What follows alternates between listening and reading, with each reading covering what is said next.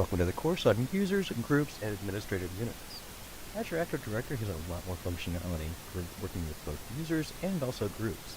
And also different types of groups are now available if you're migrating from an on-prem Active Directory. And finally, administrative units are a very unique way to apply permissions to administrators rather than providing them too much access. In this course, we'll be covering how to work with users in Azure Active Directory. We'll talk about the different types of groups available inside of Azure Active Directory. And finally, we'll talk about the benefits and the use case for administrative units. For users, you have a couple of options available. For creating a new user in your Azure AD, you're actually creating a new user inside your organization. To actually create that user, you're going to be logged in as a global administrator or a user administrator. The credentials created allow administrators or users to manage forgotten passwords. Another option for adding users in Azure AD is actually inviting users. It actually allows a guest user to collaborate inside your organization. On the authorization side, this is actually defined in Azure Active Directory under Settings, Organizational Relationships, for invited guests. For authentication, it's actually going to occur on the guest user's home Azure AD tenant. Before we take a deep dive into Azure AD security groups and Microsoft 365 group, let's look at some history. Because if you're working with an existing Active Directory, there is some planning and migration strategy that is going to be required. Because in Azure Active Directory, you're no longer working in a regular Azure Active Directory because they might have thousands of nested security groups, like the basic example I've got here. Since Azure Active Directory is relatively flat, there are some options you can do to duplicate this kind of hierarchy and security structure.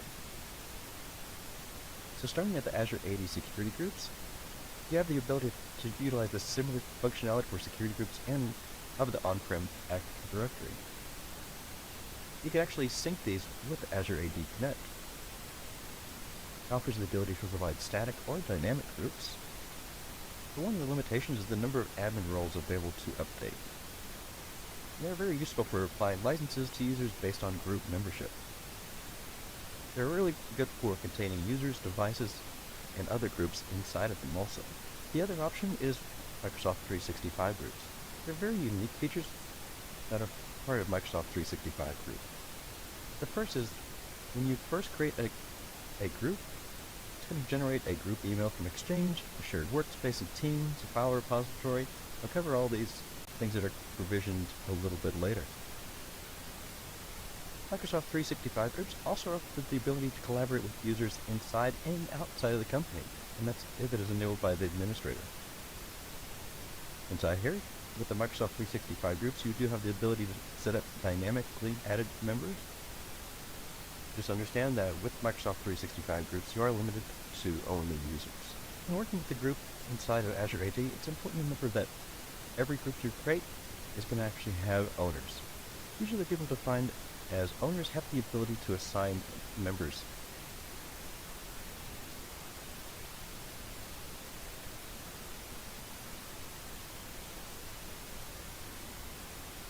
So obviously you would actually have, on the other side, members that are available inside all these different groups. With groups you can give the users access to applications, resources, and they can also be used to assign licenses. Another feature of groups is they can consist of users, devices, service principals, and also other groups. There's actually two different types of groups available. The first is going to be called cloud groups. These are going to be created inside the Azure portal. You can see on the far right some of the admin roles that can manage groups. There are also synced groups. These are groups that are synced from the on-premise Active Directory to Azure Active Directory. Now to go back into the Microsoft 365 group, there's a lot of different things that actually happen when you actually create a Microsoft 365 group. First thing that happens is it's going to actually provision a Microsoft stream for video content. Next, an Exchange is going to create a group email and also a calendar. It's also going to provision a Power BI workspace. There's also a planner plan that's going to be created. Additionally, a SharePoint team site is going to be created as a file repository. Also, you're going to have a Microsoft roadmap, so if you want a view of all the organization's projects. There's also a project for the web. There's also the social app for Yammer. And finally is Microsoft Teams. If you go to the bottom left corner, always and sometimes, So you can see you can specify which ones are going to be provisioned automatically, but for the most part, the ones in red are going to always be provisioned automatically for you. Looking at the roles inside Microsoft 365 groups, if you're used to using SharePoint and you spent a lot of fine-tuning when it comes to different roles, it's quite a bit different now. There's only 2 roles available inside Microsoft 365. There's going to be owner and member. Also understand Microsoft feels that Microsoft 365 groups are going to be the future of resource provisions inside of Microsoft 365. When creating a Microsoft 365 group, it does require at least one owner to be specified. Owners obviously need the ability to add or remove members, and there can only be a max of 10 owners. 10 admins actually have certain privileges and also have the ability to manage members. On the member side, there's actually a soft limit of over 1,000. Members can also add additional members. They can also recommend guest users. So understand that based off the previous slide that showed all the different services provision when you create a Microsoft 365 group, that there's owner and member role enabled, it's something to consider when you're provisioning these Microsoft 365 groups. Even if it's early in an organization's migration to the cloud, planning out your group naming conventions and requirements are an extremely important part in the very beginning. Otherwise, you'll have to rein in control later and have the potential for something called group sprawl. Basically, this is when users have access to create unnecessary groups. They've got poor naming conventions, they've got access to things they shouldn't have access to. This happens a lot when people get their hands first into a new Microsoft 365 or Azure tenant. It happens all the time, but something you need to put strict governance plans around. Additionally, Microsoft 365 groups offer the ability to adjust privacy policy. By default, all of them are going to be created as public, but it also means that the user can find that they can add themselves. So if you've got a bunch of different public groups, they can add themselves to that. But there's also the private groups. This is going to make the group completely hidden. Let's get into administrative units. Just like before, let's take a look at why they even exist. Most companies start off with a single administrator for their Active Directory, and that works pretty well for a while, so that admin has to take a day off or they leave the organization. So companies will just do their natural thing, and they'll start adding more admins, and this solves the problem for a while. But when you go above and beyond Active Directory, there's going to be other needs in the organization. This could be Exchange, this could even include infrastructure. So lots of different services, lots of different tools and utilities that you need admins for. So the original plan, having that single admin for every single service, kind of starts happening again because now you're going to have dedicated admins for Exchange, for infrastructure, for Active Directory. So it kind of happens the same way over and over again. But sometimes these roles are perfectly aligned. But a lot of times what happens inside organizations is there ends up being one single person that's going to be responsible for all these different roles. They're facing those same problems again. So this creates that same problem. You've got to cross-train these people, you've got to give them certain rights. Now somebody might have too much rights, they're not following proper steps. All those things start happening when you start adding more and different users to that because they have too much permissions. But if you were in a large organization that spanned multiple time zones, it became impossible for a single person to handle all those roles. Plus, it really didn't allow for people to actually sleep. The benefits of administrative units is that you can break them up according to the verticals in your organization to provide access to the people that have specific knowledge of that vertical. So here I've defined 3 different verticals. I've got finance, engineering, and also executives. From a practical standpoint, you probably would not want somebody to have access to all these disparate verticals, so you can deal with administrative units to create a very specific admin role to these individual verticals. Or these could be in different time zones or different languages. So the first thing I would do is just create a user admin and a group admin and also a help desk admin. So now I have 3 different roles created in administrative units very specific to my finance organization. And all of these people would be in the finance organization or be distributed across IT for the help desk. But they would be able to manage different groups and they'd be able to manipulate different users because they would have rights to only that particular silo. If that worked out, I could duplicate that exact same process and add that for engineering and also executive. Each one of these would have their own administrative units that would be dedicated to them specifically. Thanks for watching this module. We'll see you in the next one.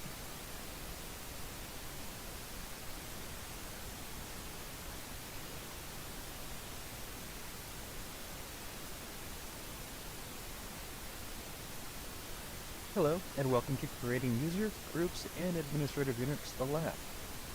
In this lab, we'll be going over what it takes to actually create users and different ways of user options that are available, also the different groups that are available, and we'll finally get into administrative units. So I'm logged into my Azure portal right now, so let's go ahead and go through the process of creating a user. First thing I'm going to do, I'm going to search for Active Directory. You can see I've already got it as a recent service. I'll select Azure Active Directory. Inside here, I've already got a handful of pre-provisioned users. One thing that you'll note inside here, I'm going to add a filter to this list real quick, and I'll go for departments. Inside here, we'll say it starts with IT. I've got 10 users, but I've got 7 users that actually have some sort of their department that has the word IT in it. So with these users, I would actually be creating a dynamic group with those. Just want to show you that these exist inside here. I'm going to clear out this department filter. Still the process of just creating a regular user. Click on new user. Inside here, you can see up the top, I'm going to go choose the create user and not the invite user for this particular option. So I'm going to call this demo user. So I've got a username that I've created. You can see this is a required field. And for the name, I'm just going to choose demo user. First name will be demo, and the second name, the last name will be user. This is actually all that's really needed. You can automatically choose to create the password, or you can automatically create a password for it and see the password. If you want to, you can define any groups or any different roles that you want to apply to them. You can't automatically block this user at sign-in, so if you wanted to allow that. Another one is that you can actually define the usage location. This is actually really important if you're assigning a license. So if you create a bunch of users and you cannot assign a license to them, it's because this value is not set. So if you want to assign a license, you do need to make sure you set a usage location.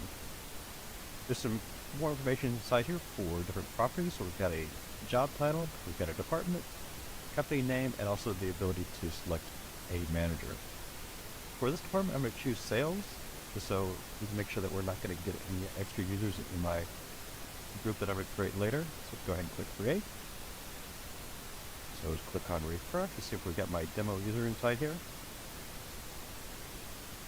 And now I have my demo user available. So you can see I've just created this. There's no other group memberships available, no assignments, no assigned roles, or any licenses apply to this user. You can see any sign-ins, or if I've got any collaboration set up. But currently the account status is enabled.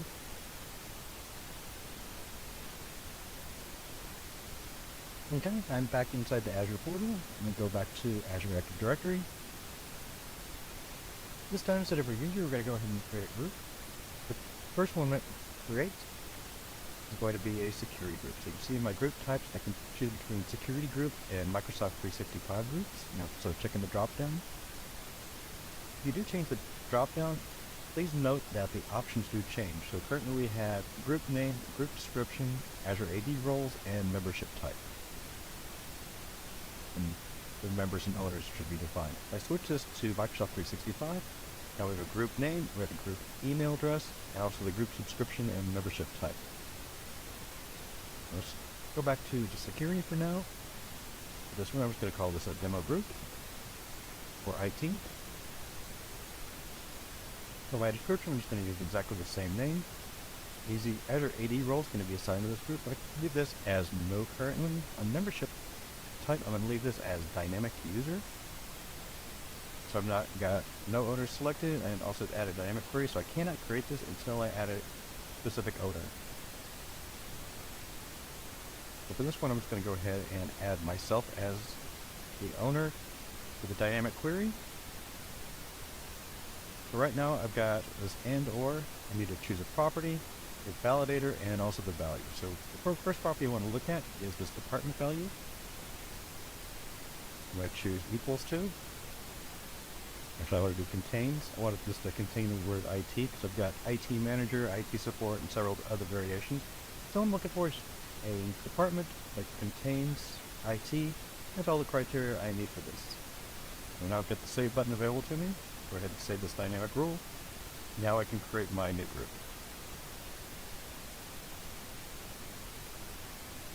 I'm going to give this a few moments to go ahead and populate the users that should be part of this group, and when it comes up, I will show you those.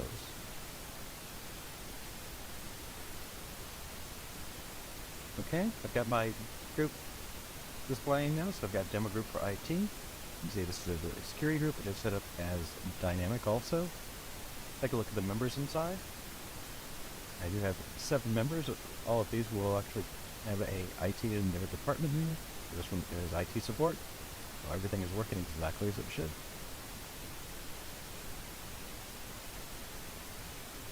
Let's try it back in my Azure portal. Let's go ahead and create a Microsoft 365 group. And go to my Azure Active Directory. Click on Groups. When I click on New Group, I want to specifically choose Microsoft 365 as the security group option. And this one, I'm just going to call it a MS group for IT. You can see it's going to automatically generate an email for me.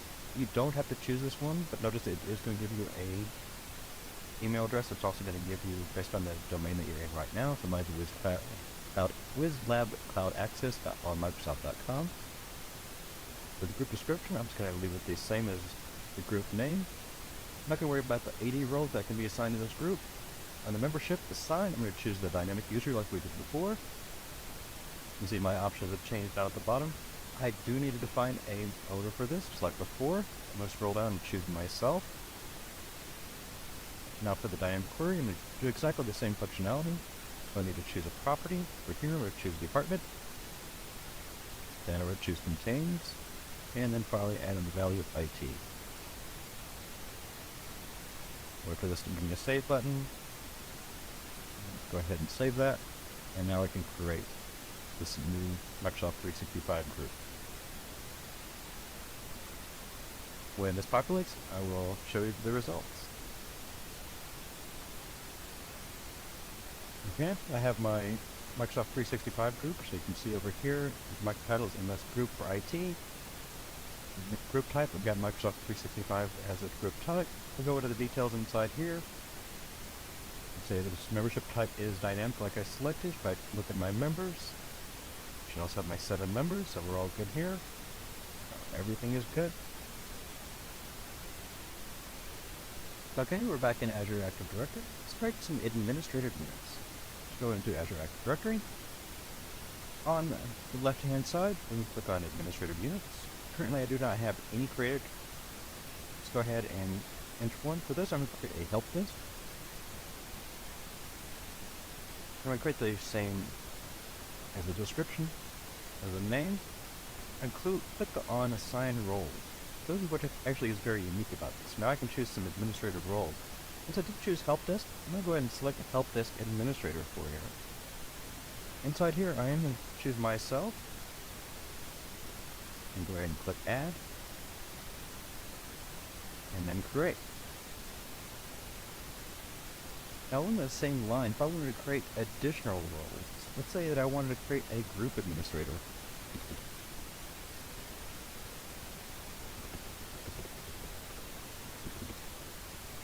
Let's go ahead and take a look at the roles.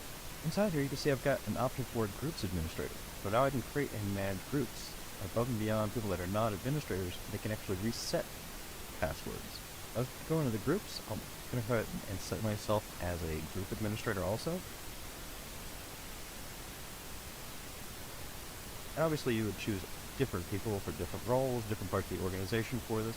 But this is just one of the ways that you can slice and dice it so you can make it very, very specific to your specific needs. Go ahead and create this.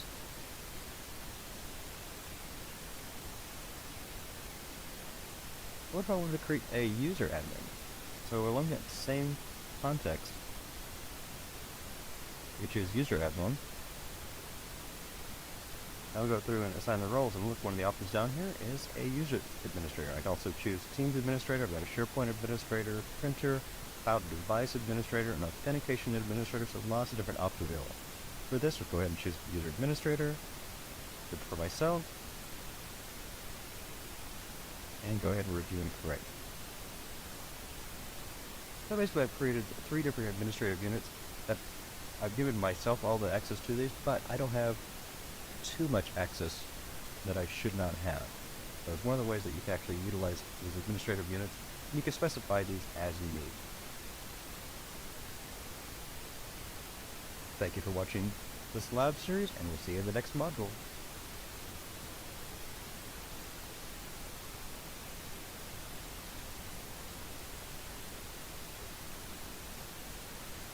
directly to the module on Managing Licenses in Azure AD.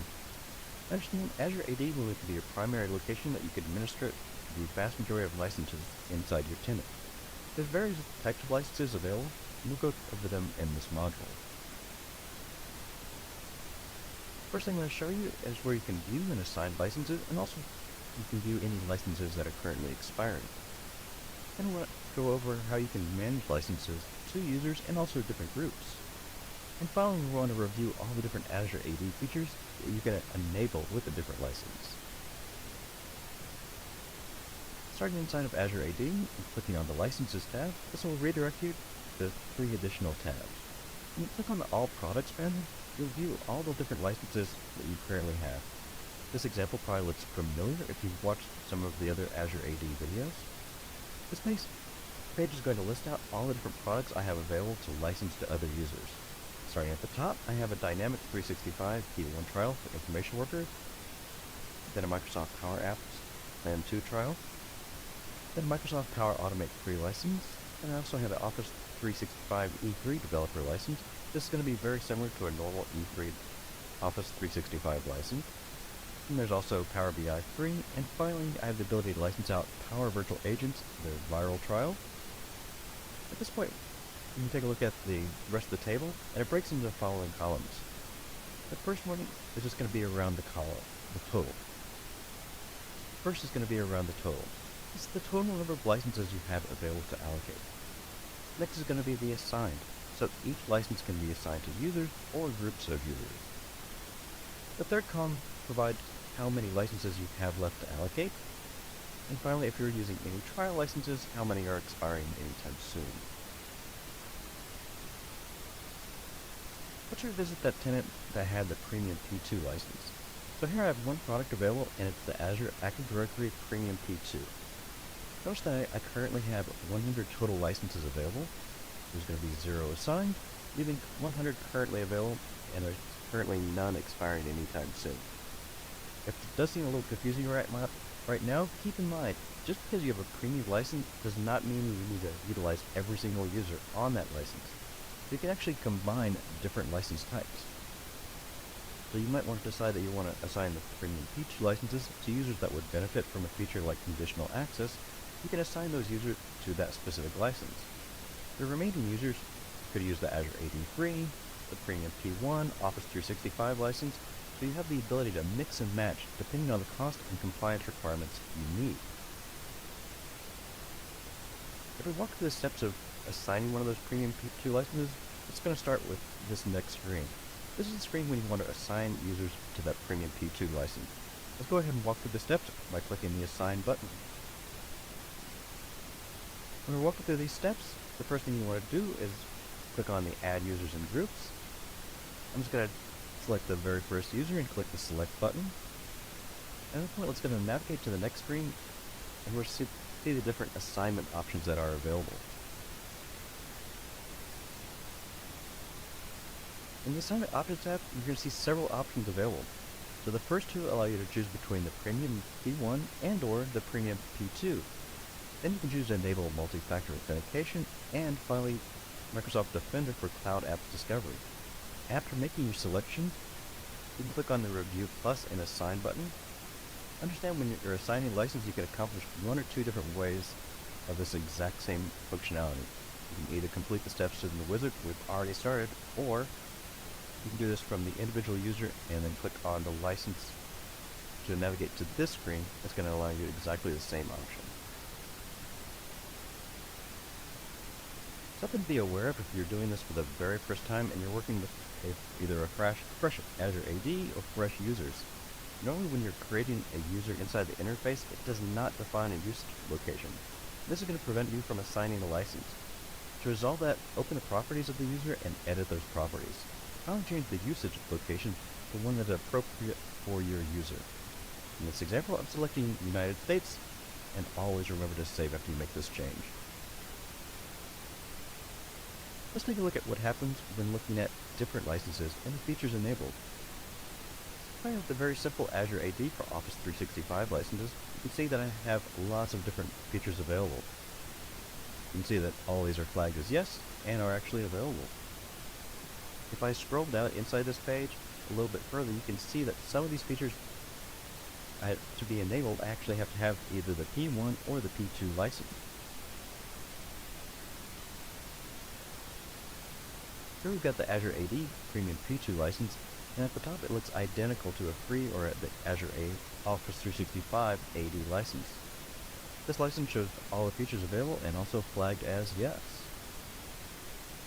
But if I scroll all the way down to the bottom of that P2 tenant, you can see that I have all the features flagged as yes for the Premium P2 license. Thanks for watching this module, and we'll see you in the next one.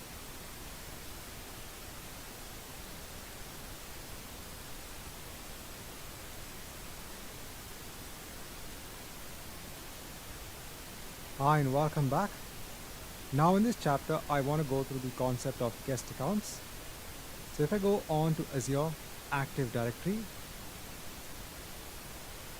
if I go on to the user section, now I could go ahead and create a new user that will be part of our existing domains, or I could go ahead and create a new guest user. So over here I'm basically inviting a user. So let's say you have a user who has a Gmail address, you can go ahead and invite that user on to this directory. So you can give a name for the identity and the email address. If you want, you can send a message.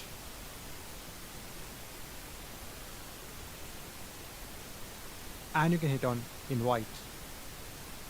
So now an invitation is going to be sent on to the user.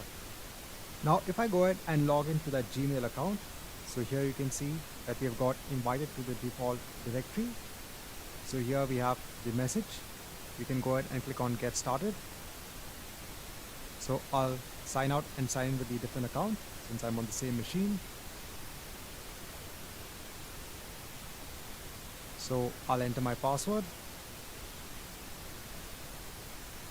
You can review the permissions and then click on accept. And now you are redirected on to something known as the access panel. So over here you can have applications that have been assigned by your Azure administrator onto a user, and you would see it in the access panel over here. Right, so this marks the end of this chapter, wherein we have looked at inviting external guest users.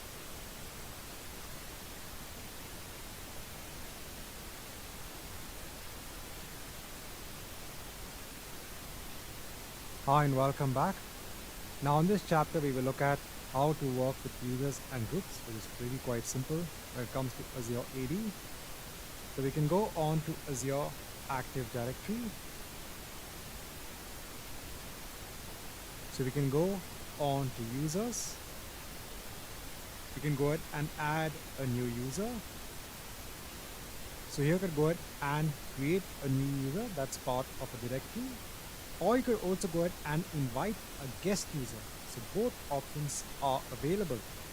So if I go ahead and create a user, I can go ahead and give the username. And then I can go ahead and choose the domain the user should be a part of, or the directory the user should be a part of. Now by default, when you go ahead and create your Azure account, so the account name gets appended by a suffix known as on Microsoft.com. But if you go ahead and register your own domain name, you can then start creating users based on that domain.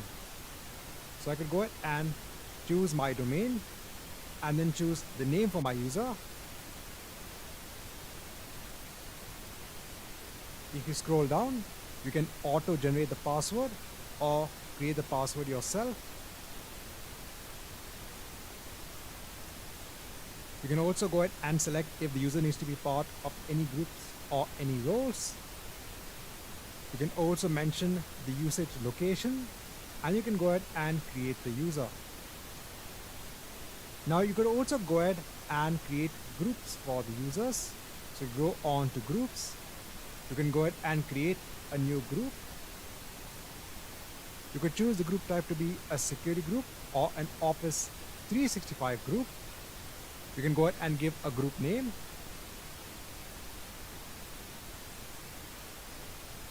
In the membership type, you could have an assign, or you could also make the group dynamic in nature. So I'll choose the assign, go ahead and click on create. Once you have the group in place, you can go on to the group, you can go on to members, and you can go ahead and add members to the groups. So you could search for your users. So I could go ahead and search for BizLab user B, click on the user, click on select, and now you have the member part of the group. Now if we go on to users, so if I go on to any user, there is something known as assign roles. So there are different roles that are available when it comes to Azure AD. So if I click on add assignments, so these are the different roles that are available in Azure. So let's say you want the user to have the ability to create and manage all aspects of application registrations and enterprise application registrations. You can go ahead and add the application administrator role on to this particular user. You can then go ahead and click on add. So remember, these are roles which are very specific when it comes to Azure AD. You can also go ahead and assign licenses. So if you have licenses which are available as part of your Azure account, you can go ahead and add licenses to your users. If you go on to Azure resources, you can see what are the resources that have been given access to this particular user. Since you've just gone ahead and created this particular user, there is no role assignment. If I go ahead on to another user, if I go on to Azure resources, so here you can see what are the different resources and what are the different roles. Now when you want to go ahead and log in as the user, so over here you can go ahead and click on sign in with a different account, use another account. You can give the sign in name, give the password. If this is the first time you are logging in with the user, you will be prompted to update your password. And now you'll be logged into Azure. Now by default, a user will not be given access onto any resources in Azure. So if I go on to all resources, you will see nothing on the dashboard. So you have to be specifically given access onto Azure resources using role-based access control. Right, so this marks the end of this chapter wherein we have looked at users and groups in Azure AD.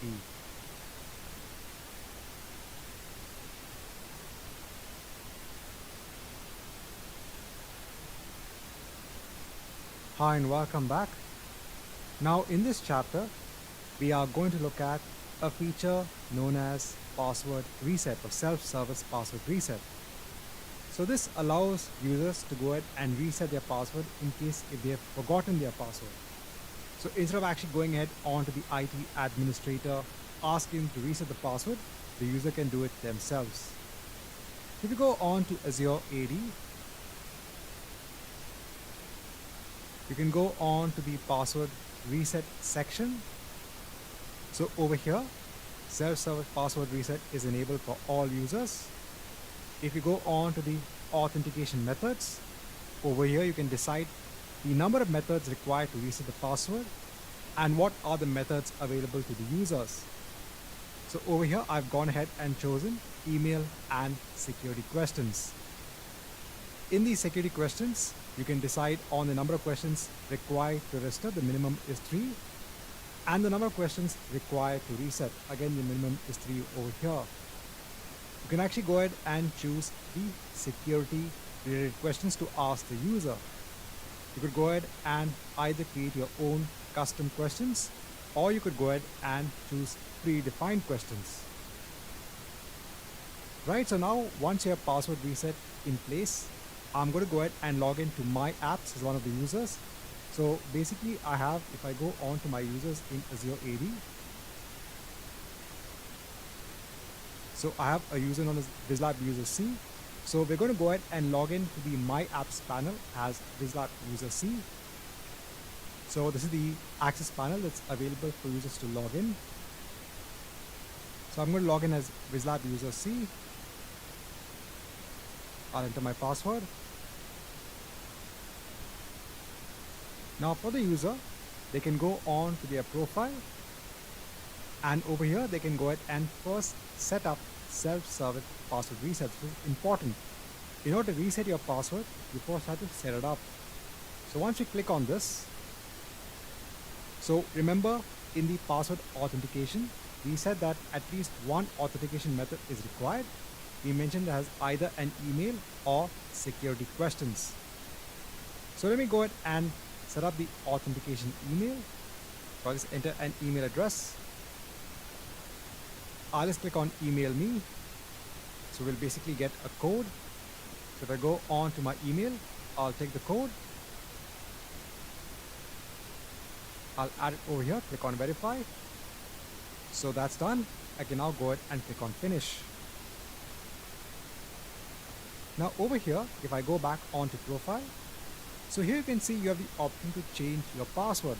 So this is only once you've logged in. If you want to change your password to something else, you can go ahead and change the password.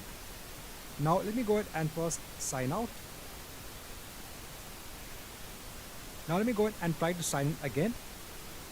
Now over here, let me click on forgot my password. So over here, it's saying that in order to recover your account, first enter the user ID and let's enter the characters or pictures over here. I'll go on to next. So now it's going ahead and choosing our verification method. That's our alternate email. So let's go ahead and click on email. So again, we got a verification code. If I go on to the email and take the verification code, I'll click on next. And now we can go ahead and enter our new password.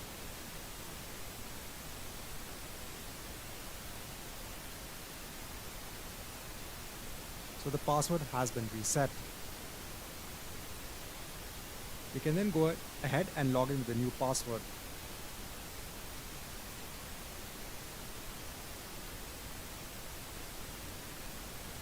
Right, so this is how you can actually set up self-service password reset for your users.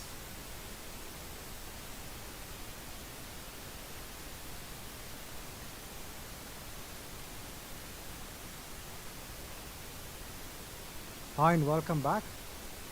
Now in this chapter, I want to go through the concept of Azure AD join.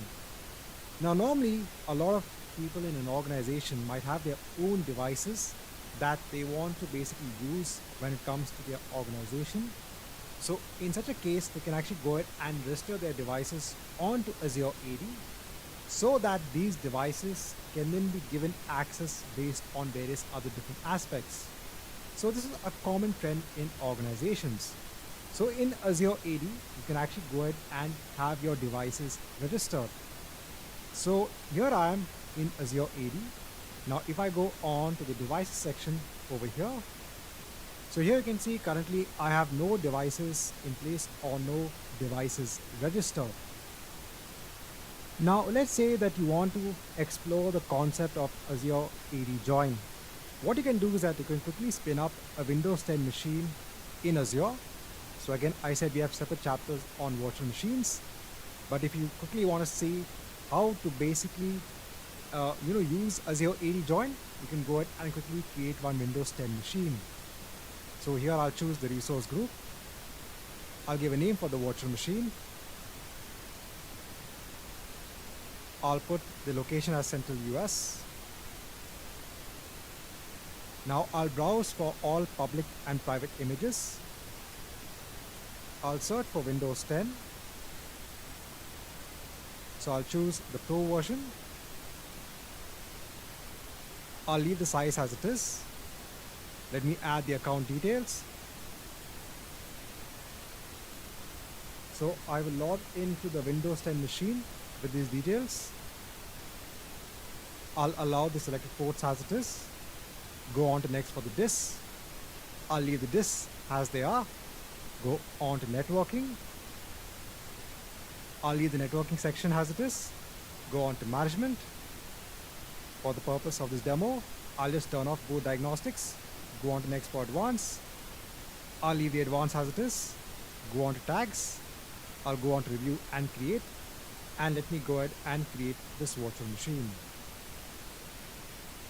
Now once we have the virtual machine in place, we can go ahead on to the resource.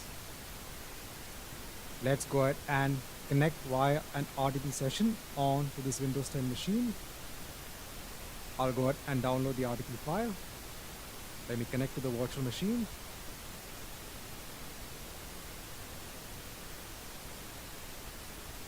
If you are prompted for further details on the machine,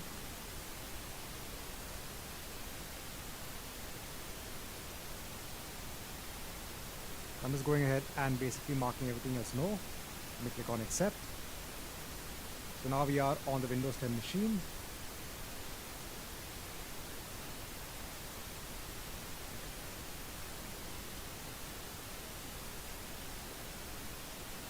Now if I just search for join, and if I click on access work or school, so over here we can click on connect. Over here we can go ahead and choose join this device onto Azure Active Directory. So we can give a work or school account.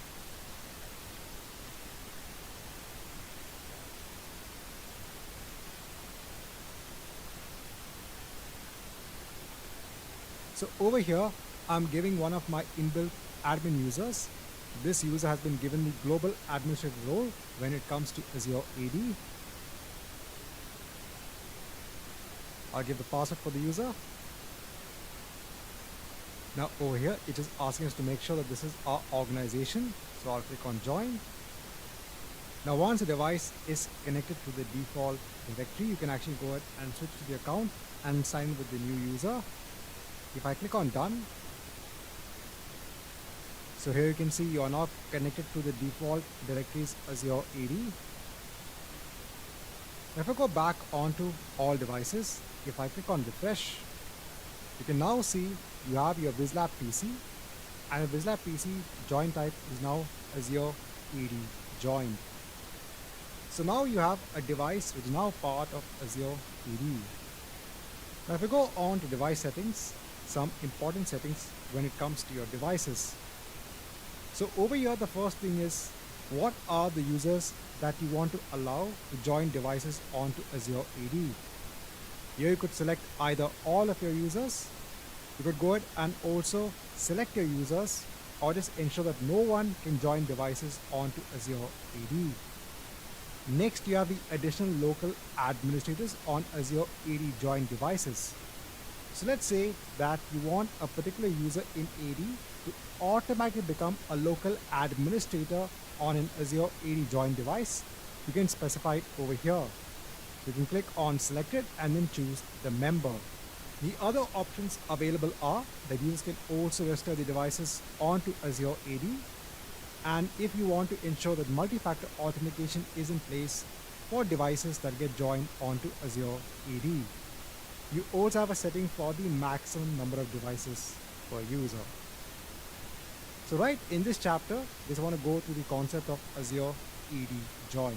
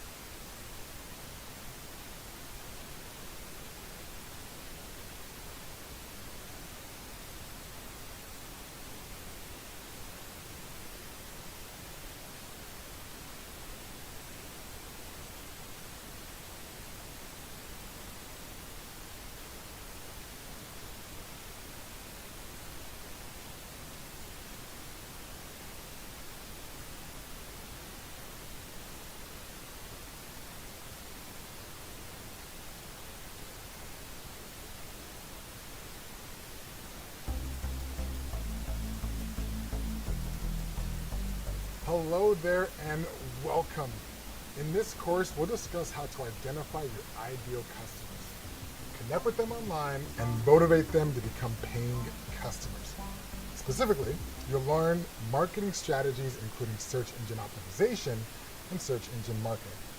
Now, before I talk about what you'll learn, let me first introduce myself. My name is Coach AK. I'm a performance coach, serial entrepreneur, and the current sales excellence lead here at Google. Because I am excited to be the instructor for this course. For over 10 years, I've worked in the startup space, really helping entrepreneurs turn their ideas into reality. You know, everything we experience, from the furniture in our homes, the appliances we use, even the way in which we travel, all started with an idea. That idea manifested into action, and that action led to new products and services that impact billions of people every day. For me, my first experience with entrepreneurship was actually in athletics. I was a professional track and field athlete. Now from there, that really taught me the importance of continually growing to make big results. I always found a way to grow, to iterate, and learn the latest techniques and strategies to become successful. And after retiring from athletics in 2016, I used that same energy and dedication and transferred it into the entrepreneurship world. I learned from scratch how to build websites and incorporate SEO strategies. I even used Google Ads to reach audiences from across the world I never knew I could reach. My first website, I still remember, was awful, but looking back, it's what started my journey. Every new thing I learned, I implemented piece by piece. Because my biggest takeaway after all of these years is that you can always grow and you can always learn something new. If you just take the time, be willing to try something new, everything will come together. Every new skill gained is a new muscle form, which helped me and you become better than we were the day before. Because I believe that 1% better each day creates massive results. See, this course is all about that improvement, helping you build marketing muscles to advance your career in digital marketing when you cross that course finish line. Let's discuss what you'll cover in this course. We'll begin with an important marketing concept and something you should create before beginning any campaign: customer personas. The personas help you ensure you represent specific customer identities, traits, and needs in your marketing. Then we'll go in depth on strategies for each step of the marketing funnel: awareness, consideration, conversion, and loyalty. Then you'll learn about search engine optimization, also called SEO. Search engine optimization is the practice of getting a website to rank higher in search engines like Google. Think about when a potential customer searches for your product and service. You'd like your website to appear as close to the top of the research page as possible, right? Next, you'll learn about search engine marketing, also called SEM. Search engine marketing is similar to search engine optimization, except it's paid placement. A popular example of SEM are the search ads on the Google search engine results page. We'll wrap up with display advertising. You know, when you visit a website and see an advertisement, that's often a display ad. You'll learn how display ads work and some best practices on when and how to use display ads. Okay, now that you have an overview of the course, you're ready to get started.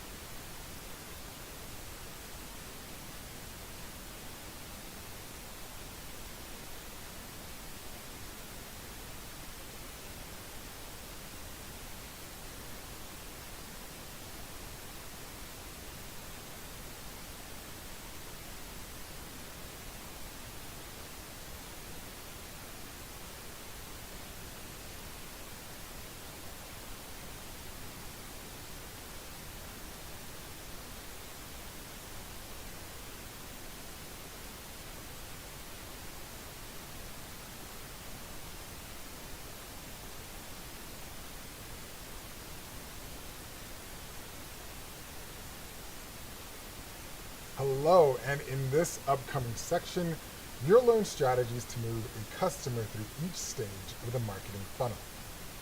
We'll start with an overview of the customer persona, which is a representation of an ideal customer for a business. You'll also learn how to research and create multiple personas. Then, you'll get an overview of the marketing funnel. This is a step-by-step approach on how to attract customers who may not know about a brand and its products and services and turn them into repeat customers and brand advocates. We'll review the first stage of the funnel, which is the awareness stage. This section is all about strategies to get customers introduced to the brand. Then we'll discuss the second funnel stage, consideration. This stage is all about building interest in potential customers. After that, we'll cover conversion. At this stage of the funnel, customers are ready to make a purchase. We need to build their trust so they become paying customers. And finally, we'll discuss the loyalty stage. This is when you have paying customers and are encouraging them to become repeat customers and brand advocates.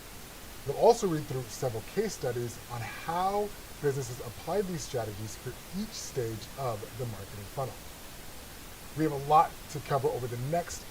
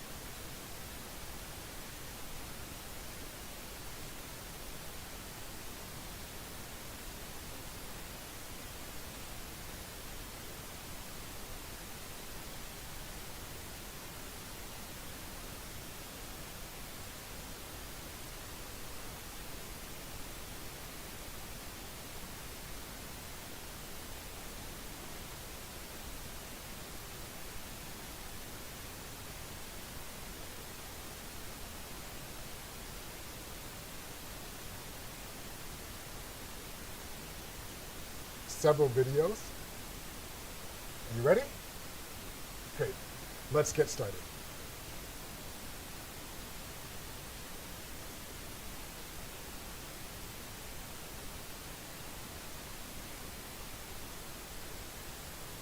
We're bombarded with marketing and advertisements all day. So as a marketing professional, how do you get a brand to stand out? Well, you must create messaging and materials that connect with your customer. Before you start creating marketing materials, you need to know who you're marketing to. That's why we're going to start this course with an important marketing concept, defining your ideal customer.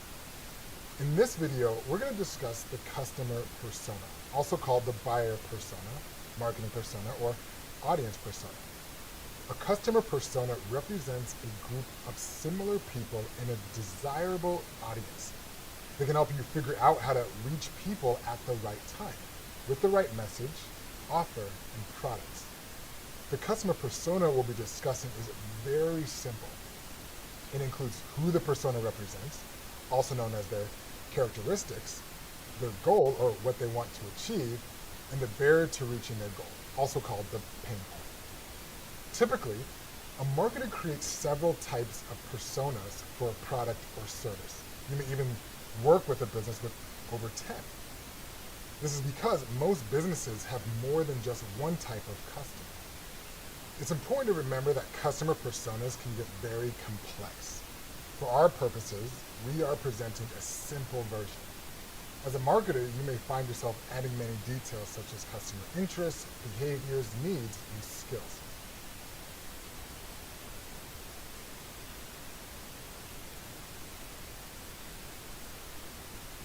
So why create customer personas in the first place?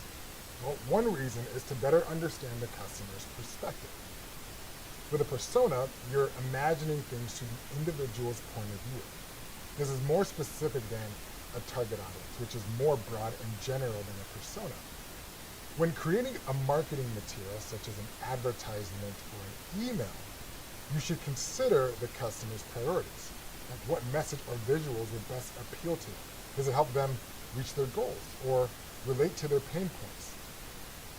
Another reason is once you understand who your customer is, it's easier to create customized content for them. You'll understand how they think, what they want to achieve, and what's holding them back from making a purchase. The last reason to create customer personas is for effective ad targeting. Later in this course and in the following courses, you'll learn more about ad targeting, also called targeted advertising.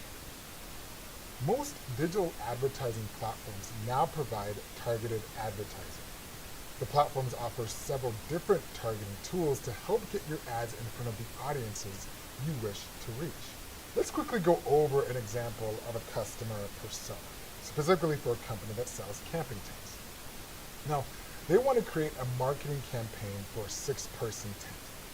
Based on the company's research, the marketing team determines one of the persona's elements is a parent or guardian. They continue doing research on demographics and learn that they're in their mid-30s to mid-50s and have 2 to 3 children. After conducting in-person interviews, the marketing team learns that their general goal is to purchase a budget-friendly tent that will last for several years. You'll also learn that a common barrier to purchasing a large tent is concern about setting it up due to frustrating prior experience. With this persona, you can create materials accordingly. For example, an online ad could read like, easy to set up tent for the whole family. You can also target this ad to people who fit the demographic profile. Remember, you can certainly go in more depth on the demographics, the goals, or the barriers for this customer persona. Excellent. Now you have a working knowledge of customer personas, which will help you connect with customers in your future digital marketing work.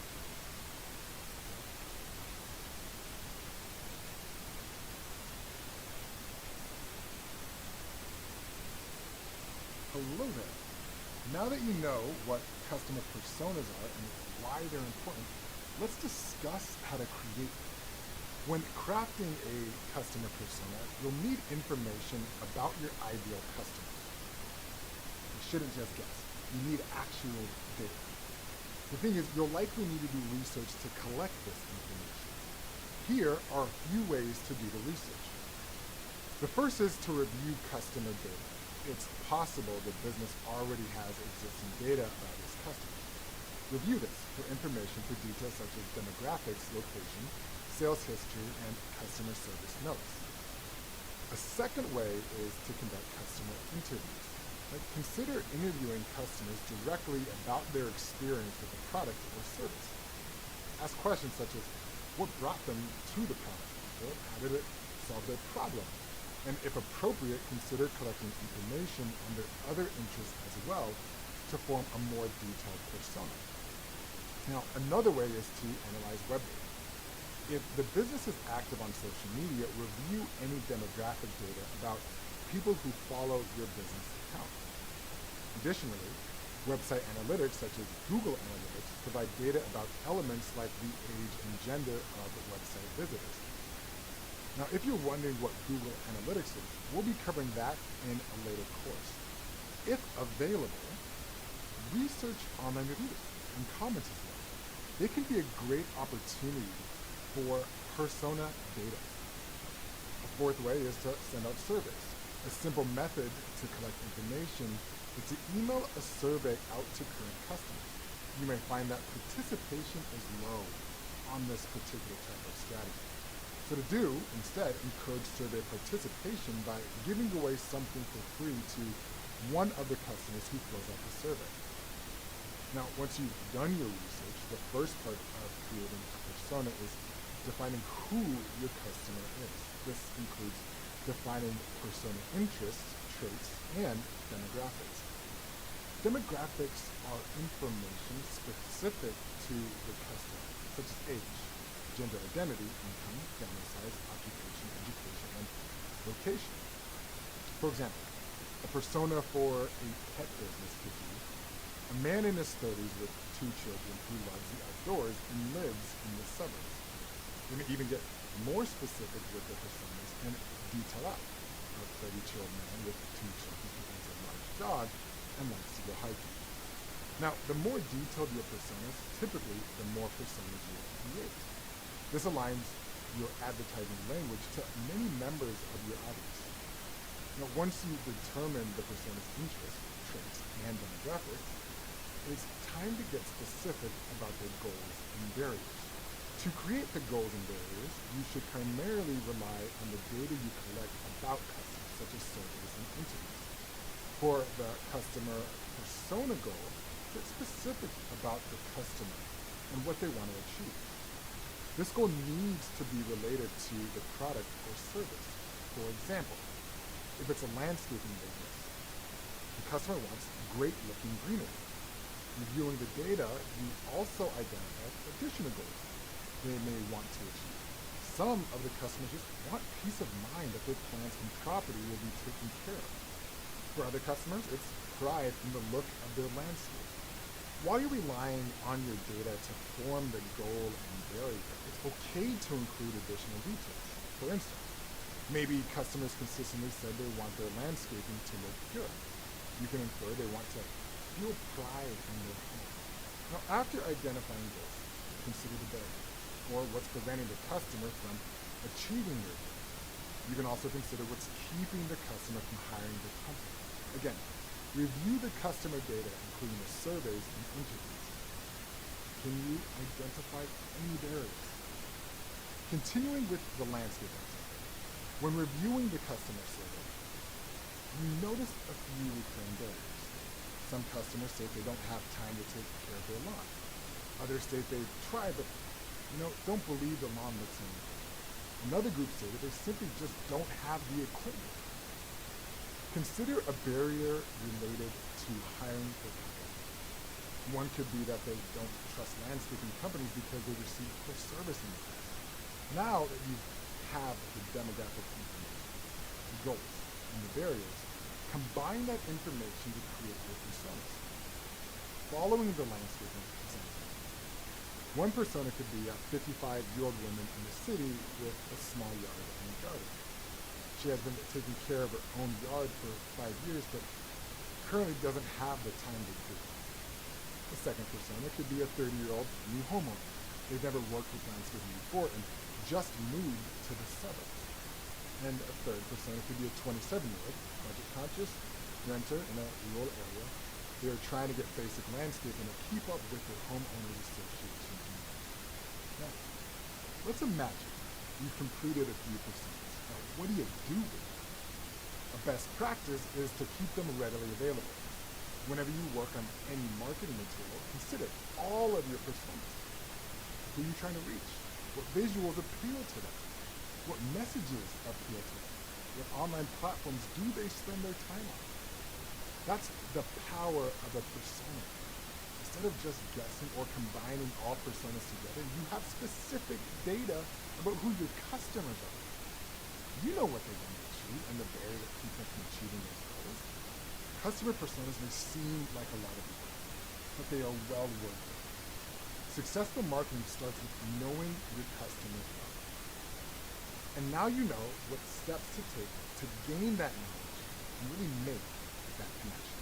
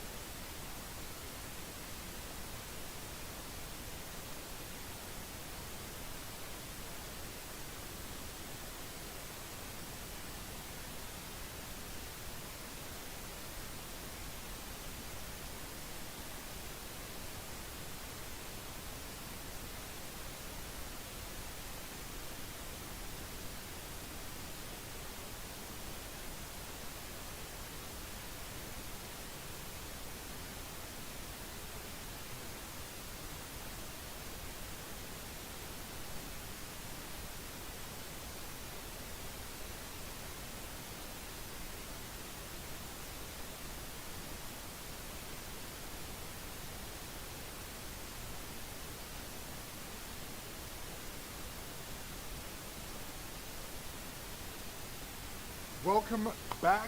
Earlier, you were introduced to the marketing funnel, which is a process to take people who are unfamiliar with your products or services and turn them into paying customers. Overall, our main goal of the marketing funnel is to help a business accomplish their goals, whether that be for profit, revenue, new customers, or even something different. All of the marketing efforts need to be well optimized so that they lead to achieving business goals.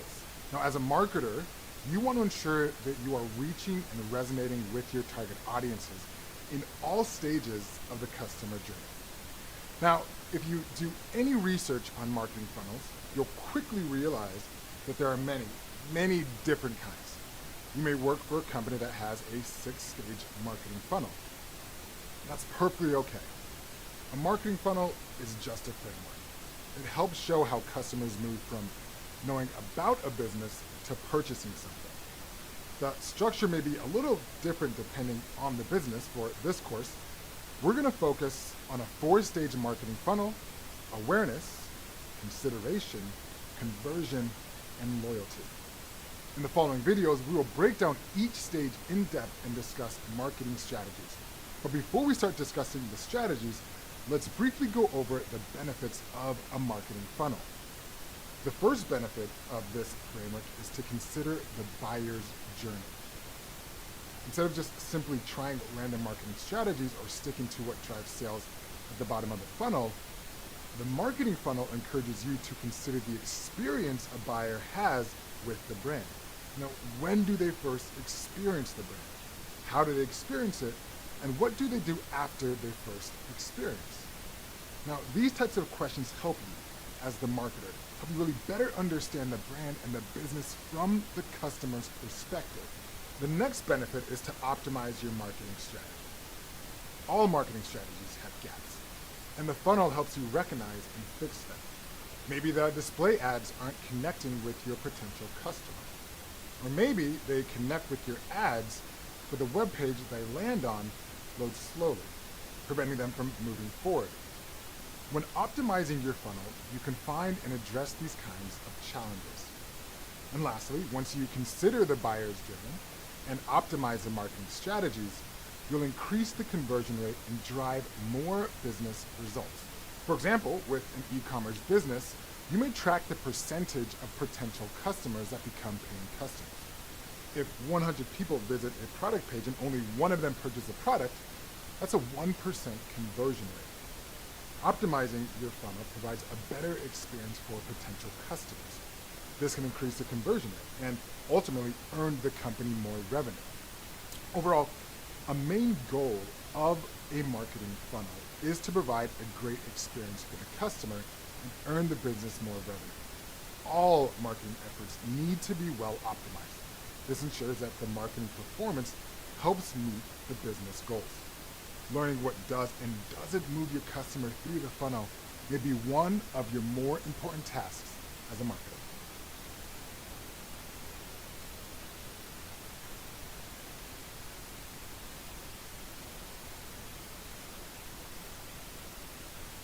Hello again. In the previous video, we discussed the marketing funnel and its benefits. Now in the following videos, we'll share specific marketing strategies for each funnel stage. Let's discuss the first stage in our funnel, and that's awareness.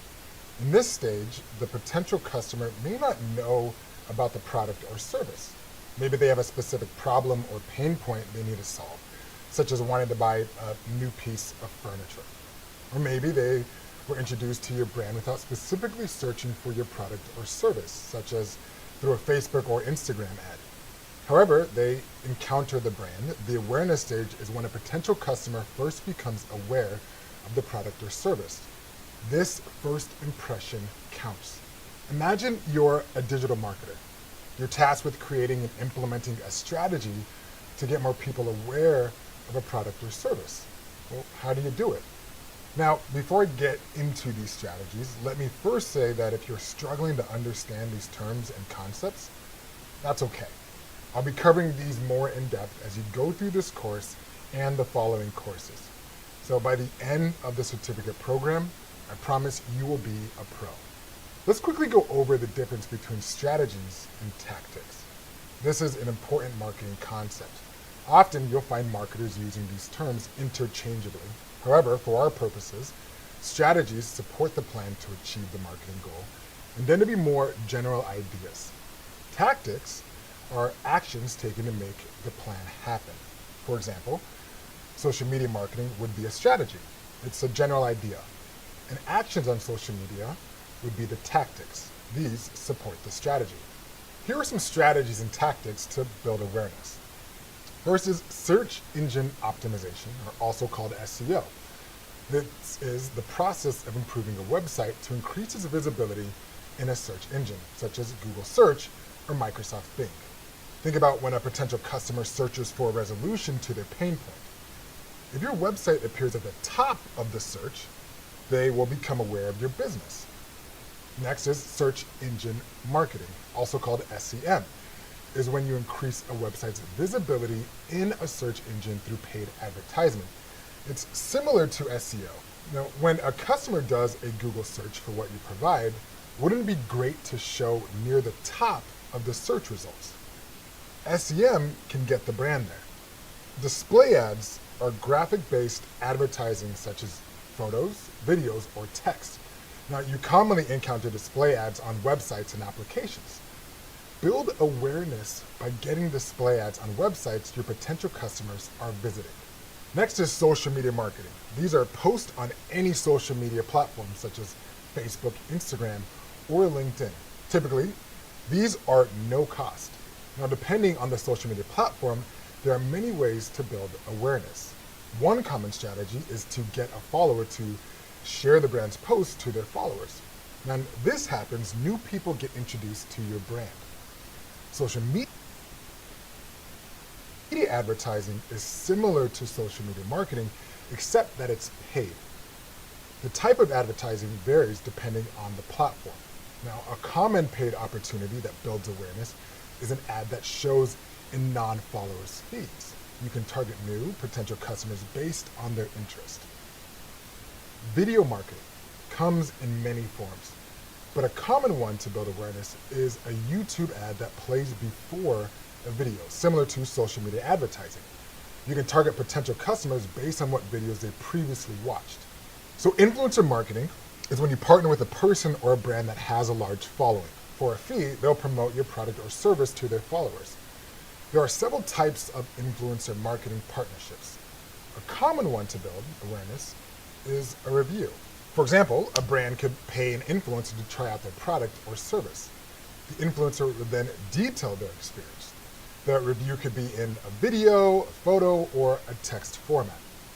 Remember, when doing influencer marketing, make sure your influencer discloses the relationship.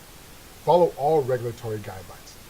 Next is content marketing. And this is a marketing technique that focuses on creating and distributing valuable content. For example of this is a downloadable ebook that your potential customer may want to read. It could also be an educational web page. Content marketing is often tied with SEO or SEM. But remember, creating valuable content is just the first step of content marketing. The next is to get the content in front of potential customers. All right, that was a lot of strategies to build awareness.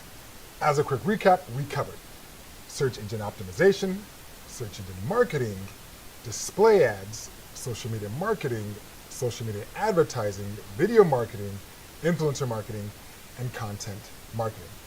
Remember, you'll be learning more about those throughout this program.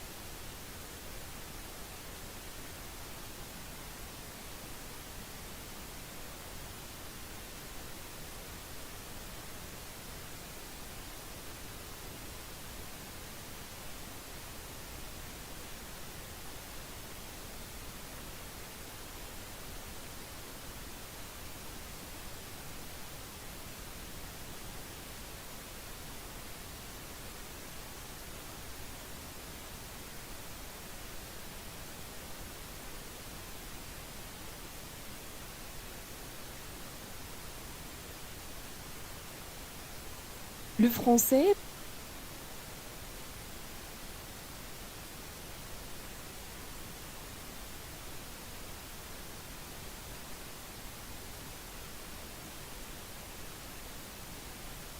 Le français. Le français par la méthode nature. Rédigé par l'auteur Arthur M. Johnson. Chapitre 9. Neuvième chapitre. L'anniversaire. Il est 6 heures du matin.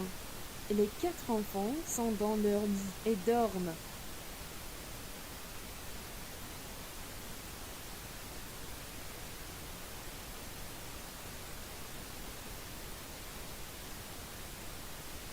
Les 4 enfants? Non. Il y a une petite fille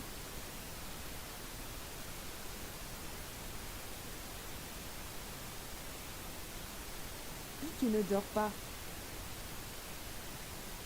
Qui est cette petite fille? C'est Yvonne. Nicole dort, mais la petite Yvonne ne dort pas. Il n'est que 6 heures, mais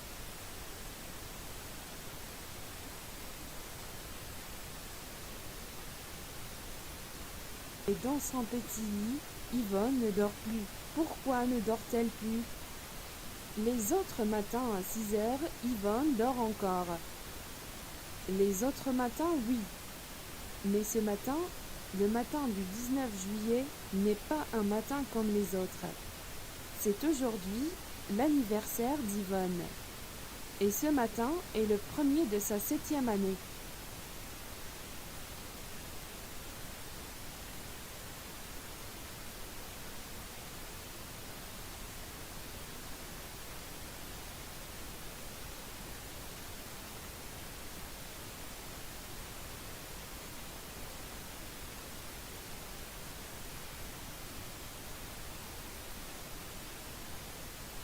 Aujourd'hui, le 19 juillet, Yvonne a 6 ans.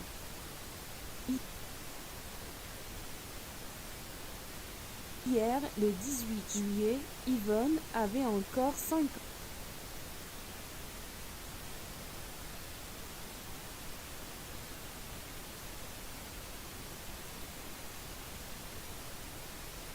ans. Hier, Yvonne était encore une petite fille.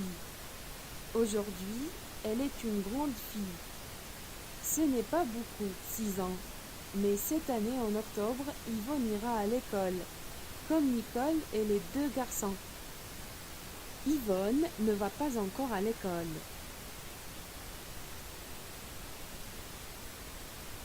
Parce qu'on est encore en été. Mais le 1er octobre, elle ira à l'école comme les grands enfants. Est-ce que les autres enfants vont à l'école aujourd'hui? Non. Parce qu'en juillet, août et septembre, il n'y a pas d'école. Ce sont les 3 mois de vacances des enfants. Monsieur Duclos a aussi de vacances, mais pas 3 mois. Il n'a qu'un mois de vacances. Le mois d'août. Les lits où dorment les 2 sœurs.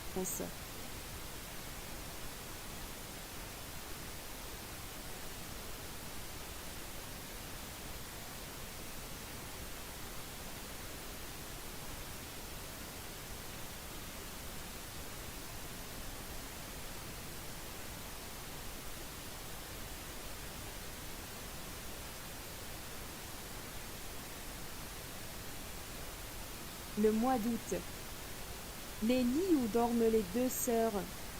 Ce sont les 3 mois de vacances des enfants. Monsieur Duclos a aussi des vacances. Aujourd'hui. Non. Parce qu'en juillet, août et septembre, il n'y a pas d'école. Ce sont les 3 mois de vacances des enfants. Monsieur Duclos a aussi des vacances, mais pas 3 mois. Il n'a qu'un mois de vacances. Le mois d'août. Les lits où dorment les 2 sœurs sont dans une grande chambre. C'est la chambre à coucher de Nicole et d'Yvonne. Les parents ont aussi leur chambre à coucher, qui est plus grande que la chambre des filles. Est-ce que les garçons dorment dans une ou 2 chambres? Les deux garçons dorment dans une chambre. Elle est plus grande que la chambre des filles, mais pas aussi grande que la chambre des parents. Est-ce que les deux sœurs et les deux frères auront deux chambres seulement quand ils seront plus grands? Non. Quand les enfants seront plus grands, quand Nicole et Jean auront 17 et 15 ans, les 4 enfants n'auront plus de chambre à coucher, mais 4. Chaque enfant aura sa chambre. Quand Nicole aura 17 ans, est-ce qu'elle ira encore à l'école? Oui, elle ira encore à l'école quand elle aura 17 ans, mais quand elle aura 18 ans, elle n'ira plus à l'école. Est-ce que Jean ira à l'école quand il aura 18 ans?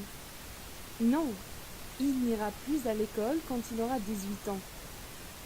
À 6h30, la maman d'Yvonne va dans la chambre des filles et appelle Yvonne. Yvonne, Yvonne qui ne doit pas. Oui, maman. La maman. Bonjour, ma petite. Yvonne. Bonjour, maman. Qu'est-ce que tu as pour ta petite Yvonne? La maman. J'ai une grande poupée pour ma petite fille. Et elle donne la poupée à Yvonne. Madame Duclos est une bonne mère pour Yvonne et pour ses autres enfants. Ce n'est pas la dernière année que maman donne une poupée à Yvonne. L'année prochaine, Yvonne ne sera pas une grande fille. Elle n'aura que 7 ans. Et on donne encore des poupées à une petite fille de 7 ans. Yvonne a beaucoup de poupées. Quand maman avait l'âge d'Yvonne, elle n'avait qu'une grande poupée. Le nom de la poupée était Eliane. Aujourd'hui, Eliane est la plus grande poupée de sa fille Yvonne. Yvonne a 3 petites poupées et 3 grandes poupées. Hier, elle n'avait que 2 grandes poupées, mais maintenant, elle a 3 grandes poupées. Quand maman donne la poupée à Yvonne, Yvonne dit « Oh, la grande poupée! Merci, maman !» Et après, elle appelle sa sœur et ses frères. Nicole, Jean, Henri. 2 minutes plus tard, les 3 enfants ne dorment plus. Henri dit « Oh, est-il déjà 7 heures ?» Yvonne. Non, il n'est que 6h30. Mais c'est aujourd'hui mon anniversaire. Nicole et ses frères donnent leurs cadeaux à Yvonne. Et maintenant, elle a déjà 4 cadeaux. La grande poupée de maman, un petit chien de son frère Henri, de sa sœur Nicole, un lit pour la poupée Iliane, de son grand frère Jean, une maison pour la plus petite poupée. Merci Henri, merci Nicole, merci Jean, dit Yvonne. Le lit de poupée est un bon cadeau, parce qu'Yvonne n'avait pas de grand lit pour sa poupée Eliane. Elle a une bonne sœur et 2 bons frères. Est-ce qu'Yvonne aura 4 cadeaux seulement? Non, 4 cadeaux, c'est déjà beaucoup. Mais plus tard, elle aura encore plus de cadeaux. À 7 heures, c'est papa qui est le dernier. Dit « Bonjour Yvonne !» Et après, il donne son cadeau à la petite fille. Qu'est-ce qu'il donne à Yvonne? Un jardin pour la maison de la petite poupée. C'est un jardin avec des arbres, des fleurs et beaucoup d'herbes vertes. Qu'est-ce que la petite dit à son père? Elle dit « Merci mon petit papa ». Monsieur Duclos est aussi un bon père pour ses enfants que sa femme est une bonne mère.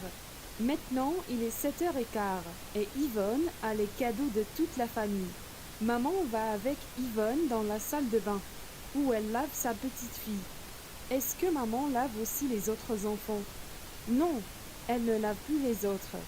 Quand Henri n'avait que 5 ans, c'était maman qui lavait Henri.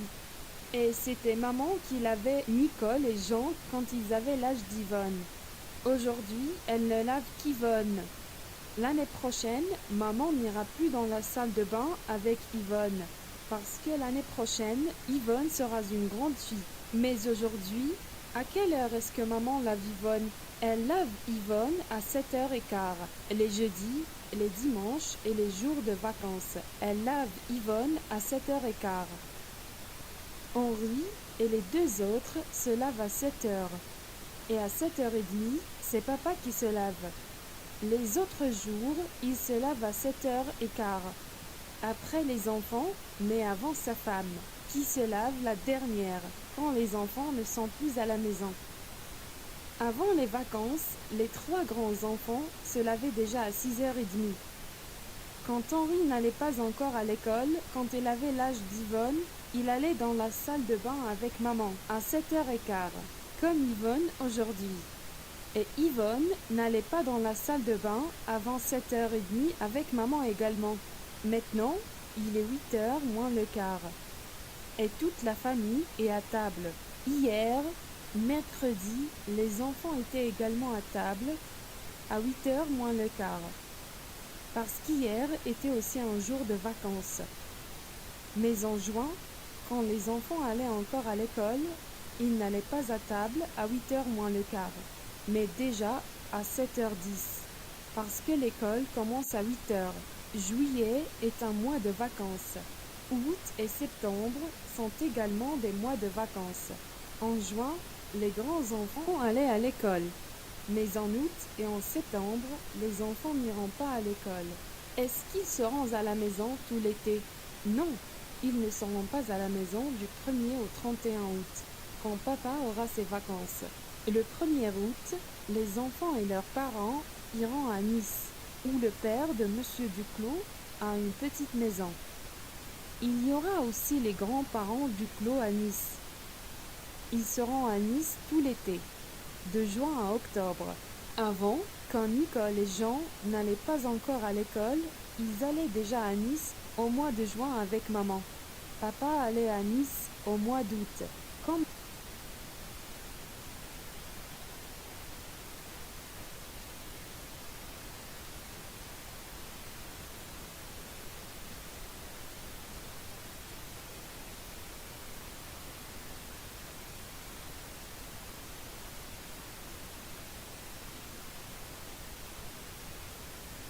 maintenant, ce n'est pas beaucoup, un mois de vacances, dit papa.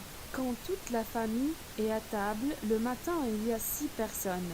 Ce matin également. Mais ce soir, à 7h au dîner, il y aura plus de 6 personnes à table. Il y aura 11 personnes ce soir.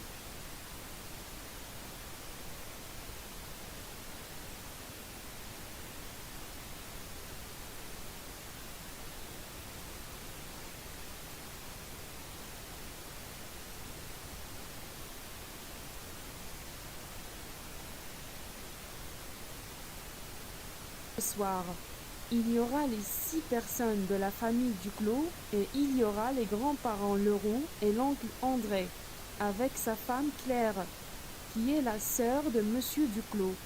et Ginette, leur petite fille de 7 ans. Et Yvonne aura encore 5 cadeaux ce soir. Au dîner d'anniversaire de Nicole et de Jean, il y a aussi les grands-parents Leroux, mais pas au dîner d'anniversaire d'Henri, parce que son anniversaire est en août. Et en août, la famille est à Nice à l'anniversaire de Nicole. Cette année, il y avait l'oncle Charles et la tante Anne, avec leur fils Marcel et leur fille Monique. Cette année, Nicole a 15 ans. L'année passée, elle avait 14 ans. Et il y avait également son oncle Charles et sa tante Anne à son anniversaire. À l'anniversaire de Jean, il y avait cette année, comme l'année passée et les autres années, l'oncle Lebrun, avec sa femme, leur fils Paul et leur fille Louise, qui a le même âge que Jean. À l'anniversaire d'Henri, l'année passée, comme les autres années, il y avait les grands-parents du Clos de Marseille, qui étaient à Nice, avec leur fils et sa famille. Cette année, à l'anniversaire d'Henri, il y aura aussi le cousin de Madame Duclos, Jérôme Perrier, avec sa femme Mireille et leurs 2 petites filles.